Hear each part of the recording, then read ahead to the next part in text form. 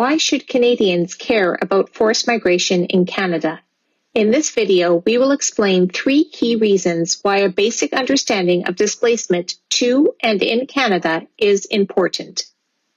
First, the country that we now call Canada was created through the forcible displacement of Indigenous peoples from their lands, their communities, their families, their languages, and their culture.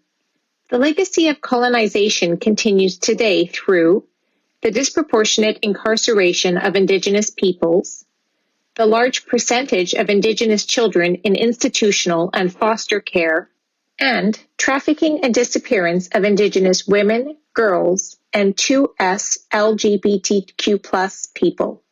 Indigenous peoples who rely on the land and natural environment for livelihoods, culture, and community are also disproportionately affected by displacement due to climate change. Second, the right to claim asylum is a well-established international norm, codified in international law, domestic legislation, cultural practices, and most religions. Every human being has the right to ask for refuge. However, many rich countries like Canada use externalization policies to prevent people from reaching our territory to make an asylum claim. These externalization policies include visas. Canada requires citizens of refugee-producing countries to have a visa to come to Canada. In some cases, people have to cross a border to attend a visa interview or to complete biometric requirements. This makes it difficult to get a visa to come to Canada through regular channels to then claim asylum. Carrier sanctions are another form of externalization.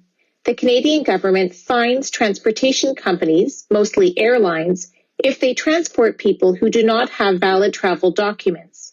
This creates another barrier to claiming asylum, as private companies err on the side of suspicion of documents to avoid paying fine. Canada also enters into agreements with other countries to reduce asylum claims. For example, the Safe Third Country Agreement with the United States means that most refugees cannot claim refugee status in Canada at a regular land border crossing if they transit through the U.S.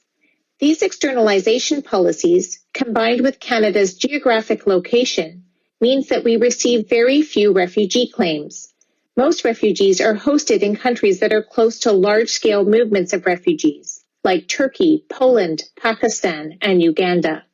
The third reason why you need to know about forced migration is because Canada is a major resettlement country.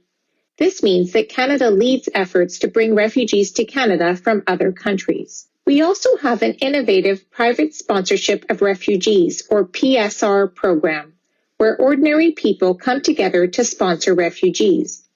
Refugees who are resettled to Canada, whether through government assistance or private sponsorship, land in Canada as permanent residents. However, it should be noted that less than 1% of the global refugee population is resettled each year.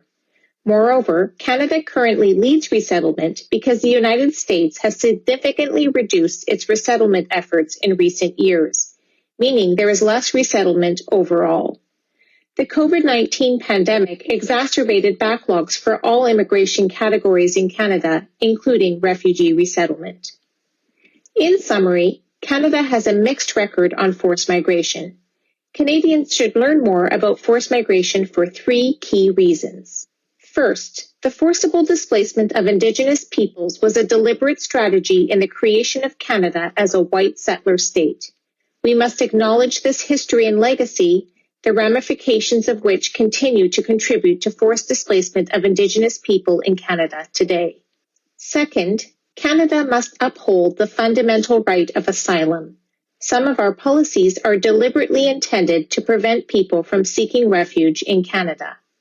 Third, Canadians should better understand Canada's resettlement efforts, including private sponsorship.